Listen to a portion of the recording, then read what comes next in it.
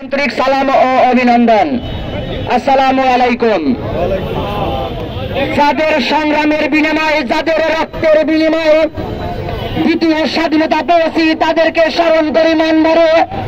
আজ যারা এসেছেন 35-এর আন্দোলনে, যাদের বয়স 35 চান, তাদেরকেও আমি অন্তরস্থল থেকে ধন্যবাদ জানাই।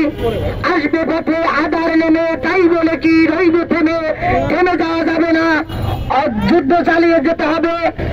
12 বছর ধরে যে যুদ্ধ, সেই যুদ্ধ বন্ধ হতে পারে না, সেই যুদ্ধ নীরব হতে পারে না, সেই যুদ্ধ ক্লান্ত হতে পারে না।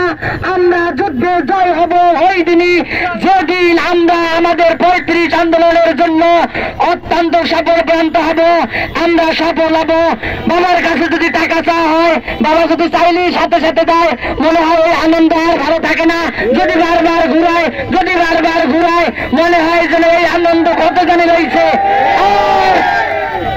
দীর্ঘ 12 বছর ধরে আপনারা যে আন্দোলন করেছেন, অনেক আন্দোলন ভাই বোনেরা পঙ্গু হয়েছেন, রক্ত দিয়েছেন, জেল খেটেছেন, নির্বাসনে রয়েছেন, অনেক কষ্ট ক্রান্তি করেছেন। এই আন্দোলন বৃথা যেতে দেব না। জাগে উঠুন, শক্তি দেন।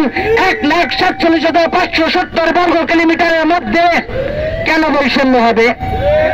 যেই আলোতে আপনি বড়, যেই সূর্যের তাপে আমি বড়, যেই আলোতে চারদিকে ছড়ানো, যেই সূর্য দেখে ঘুম ভেঙে উঠি, যেই পাখির কলতানে আমার ঘুম ভেঙে যায়, এটা তো সেই বাংলাদেশ। কেন এরকম বৈষম্য হবে? এই বৈষম্য আমরা মেনে নিতে পারি না, এই বৈষম্য আমরা মানব না। আমরা যাকে বিশ্বাস করি, যাকে ভালোবাসি, তিনি হলেন আমাদের মা। ওই মায়ের কাছেও যদি আমরা না কাঁদি, কোন ছেলে যদি মায়ের কাছে না কাঁদে, ওই মা কোনোদিন খাবার নিয়ে আসবে না। আমাদের কান্নার স্তর আরো বড় হবে। এ কি চাই, কি চাই? 35, কি চাই? 35। আমরা সকলে সুস্থ কামনা করি। সকলের প্রতি ভালোবাসা কর্তব্য রইল।